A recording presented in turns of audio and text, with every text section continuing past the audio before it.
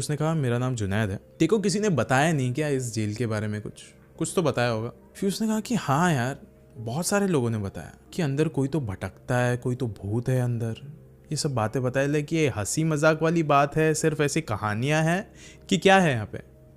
कुछ मुझे समझ में नहीं आया। क्या है, आप ही बताओ। जुनैद उठा एंड केतन के पास जाके बैठ गया।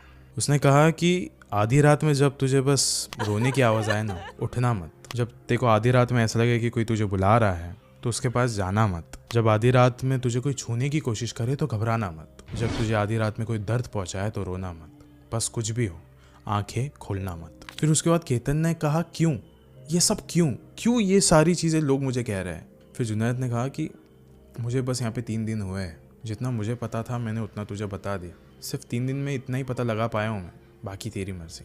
तुझे करना है कर, नहीं करना है मत कर, बस अपने दिमाग पर काबू रखना, उसे मत छोड़ना किसी भी हालत में। अब रात हो चुकी थी।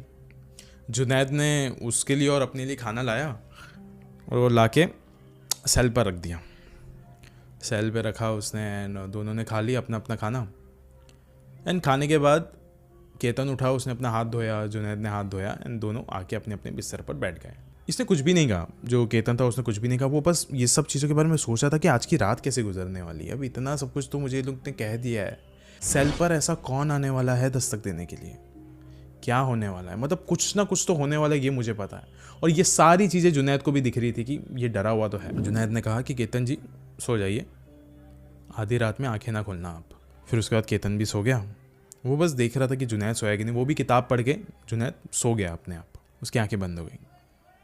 अब कुछ देर बाद आधी रात को, कितने बज रहे थे वो तो नहीं पता, लेकिन आधी रात को केतन की आंखें खुली और वो जाके मटके से पानी निकाला उसने और वो पी रहा था। उसकी नजरें गई अंधेरे में उसके तरफ, जुनैद की तरफ। उसने देखा वहां पे तो वो है ही नहीं। इतने रात को जुनैद नहीं है, जबकि सारे सेलमेट्स अंदर ही रहेंगे। अब उसके बाद क्या हुआ, उसको ना थोड़ा सा सर चकरा रहा था और अभी केतन गया, वो जो जेल की सलाखें होती है वो उसको पकड़ के ऐसा आसपास देख रहा था कि कहाँ गया जुनैद। उसने 1-2 बार आवाज़ भी लगाया, जुनैद जुनैद, आवाज़ नहीं दे रहा था वो।